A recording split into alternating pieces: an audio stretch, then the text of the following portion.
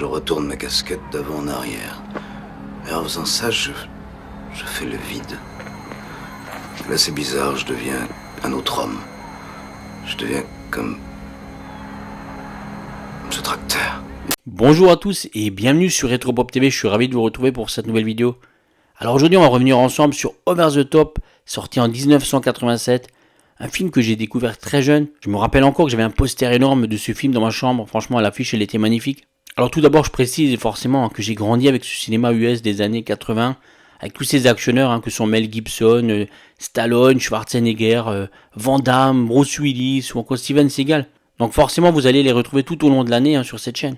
Alors qu'est-ce que j'ai pensé de Over the Top lorsque je l'ai découvert en tant qu'enfant et qu'est-ce que j'en pense maintenant? Vous allez le savoir de suite. Petit retour en arrière dans les années 80, allez go, c'est parti. What are the odds on Lincoln Hawks pitch? 20 to 1 pound with a long shot. Hawks, let's go. The world meets nobody halfway. Remember that. Alors lorsque je revois Over the Top avec un œil de cinéphile, d'adulte, forcément je vois les défauts du film. Et je vais pas vous dire que Over the Top c'est le meilleur film de Stallone, non. Mais je dois avouer que la nostalgie est plus forte et que je prends toujours autant de plaisir à le revoir. Et récemment j'ai montré ce film à mes deux fils qui ont vraiment adoré. On a passé un super moment ensemble et je pense que c'est l'essentiel. Alors pour un budget de 25 millions de dollars, Over the Top en a rapporté un peu plus de 60. Je vais vous dire, ce tracteur, c'est ce qui est le plus important ici pour moi. Disons que ce qui compte, c'est pas tellement que je puisse être champion, non. Et en France, le film a bien marché puisqu'il a fait plus de 2,1 millions d'entrées.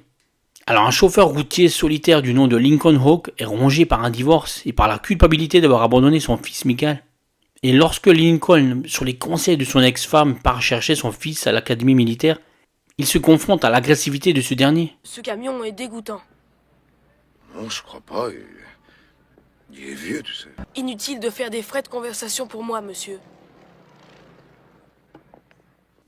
Pour Lincoln, le seul moyen de prouver à son fils et à lui-même qui il est réellement, c'est de remporter le championnat du monde de bras de fer à Las Vegas. Alors tout d'abord, il faut dire que ce film a été produit par la Canon, société de production qui était spécialisée dans les films d'action et d'aventure de série B, au budget très serré dans les années 80. Mais je reviendrai sur la Canon lors d'une vidéo spéciale sur cette chaîne. Bien sûr, Menahem Golan et son cousin Yoram Globus, les deux patrons historiques, ont dû casser leur tirelire pour faire venir Stallone.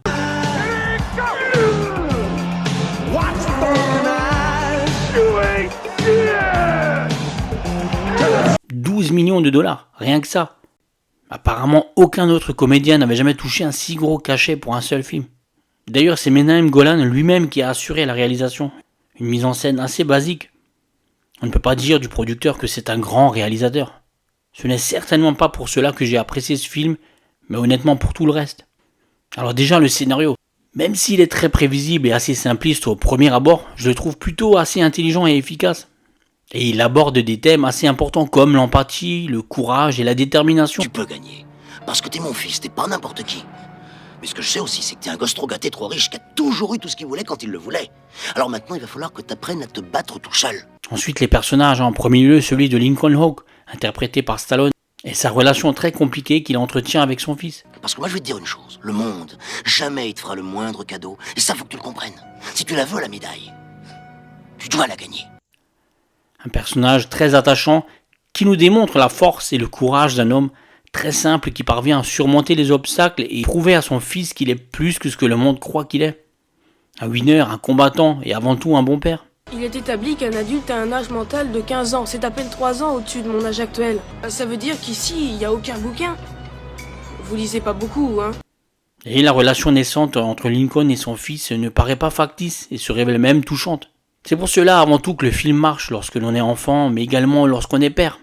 Dans la vie, il n'y a pas que les muscles. Ça veut dire quoi? Allons-y, on a encore de la route à faire. Vous trouvez que c'est fair play, ça? J'ai jamais conduit de camion, moi. Et que dire de son gimmick lorsqu'il retourne sa casquette pour opérer sa bascule mentale dans le combat et sa fameuse technique qui lui permet de prendre le dessus sur ses adversaires alors que l'on pense qu'il va s'incliner.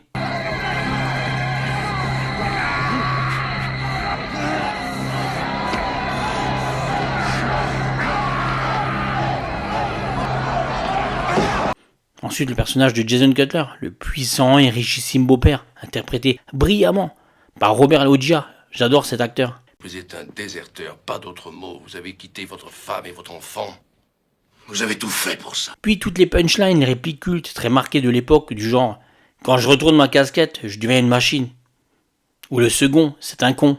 Ce que je veux, c'est briser le bras de l'adversaire. C'est ça le bras de fer. Bah oui, être premier, il n'y a que ça. Être second, ça n'existe pas. Le second, c'est un con. Puis l'ambiance, la générosité qui se dégage de ce film. Un pur produit de son époque, une époque heureuse et très insouciante. Et que dire de la bande-son de Shirojo Moroder, elle est sublime. Une BO dont j'avais le CD que j'écoutais en boucle.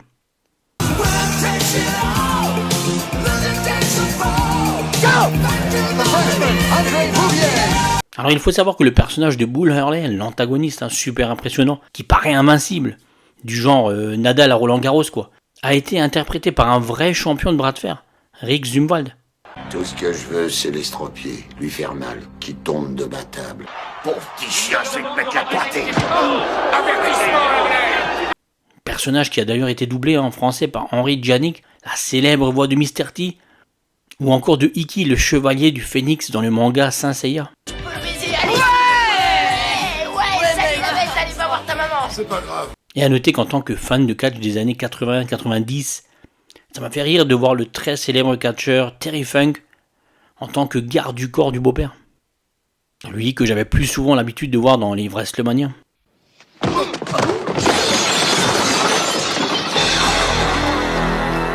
Et le tournoi de bras de fer, lui, est super bien organisé. J'ai très vite été embarqué dans un truc, quoi, moi qui aime le sport et la compétition. Et les adversaires, même s'ils sont très caricaturaux, on ne peut que les apprécier.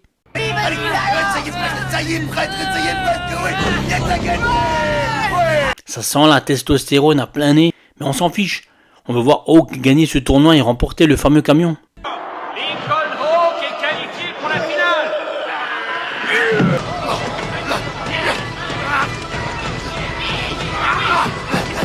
Et à noter que certaines images en sont tirées d'un vrai tournoi qui a eu lieu à Las Vegas et que l'on peut apercevoir de vrais compétiteurs de bras de fer tout au long du film. Go! Vainqueur Lincoln Hawk.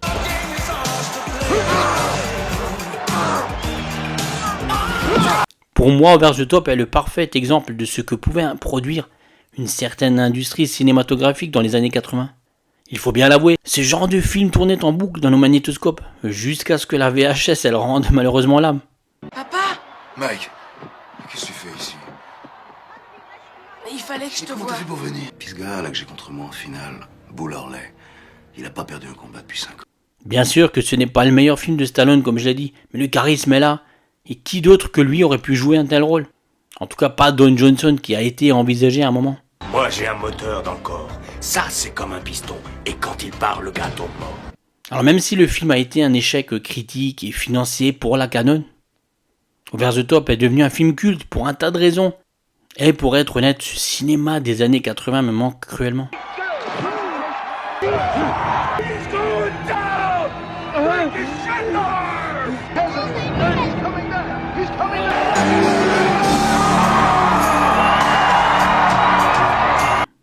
C'est la fin de cette vidéo, j'espère vraiment que j'ai réussi à vous donner envie de vous plonger ou de vous replonger dans ce film des années 80. N'hésitez pas à me dire dans les commentaires ce que vous pensez de ce film et de Stallone et de toute sa carrière. Pensez à vous abonner si ce n'est pas déjà fait, à mettre un pouce bleu si vous avez aimé le contenu et à partager sur tous les réseaux sociaux. C'est comme ça que vous aidez à faire grandir la chaîne et je vous en remercie. Moi je vous dis à très vite pour une prochaine vidéo sur Retropop TV, je vous embrasse. Bye.